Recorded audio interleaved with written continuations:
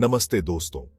आज हम बात करेंगे हिंदू भगवान विष्णु के 10वें और अंतिम अवतार कल्कि की।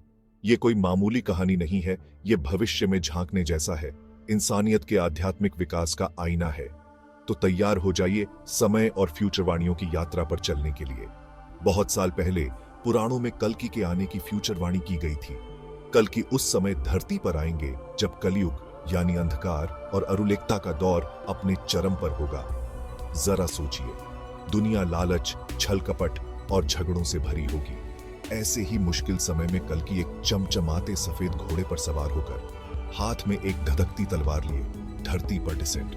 उनका काम होगा बुराई का नाश करना और धर्म की पुनः करना। ये कहानी इतनी इंटरेस्टिंग इसलिए है क्योंकि इसमें सिर्फ नाटकीयता ही नहीं है, बल्कि एक गहरा आध्यात्मिक संदेश भी छुपा है। सोचिए, एक ऐसी दुनिया जहां सच्चाई और अच्छाई फिर से राज करे, जहां इंसानियत एकजुट होकर शांति से रहे। यही वो खूबसूरत तस्वीर है जो कल्कि की कहानी हमारे सामने लाती है। लेकिन इस कहानी में एक मोड़ है।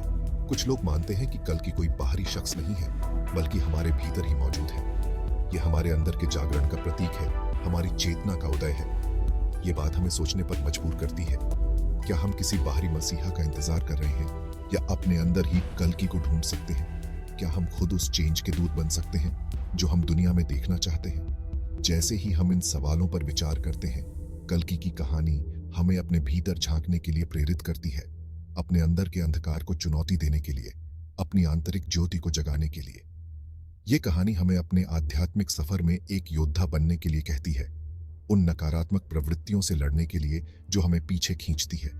तो चाहे आप कल्कि को भविष्य के नायक के रूप में देखें या व्यक्तिगत परिवर्तन के प्रतीक के रूप में, ये कहानी हमें आशा करने, बदलने और नवीनीकरण और मोक्ष की अंतहीन संभावनाओं में विश्वास करने के लिए आमंत्रित करती है।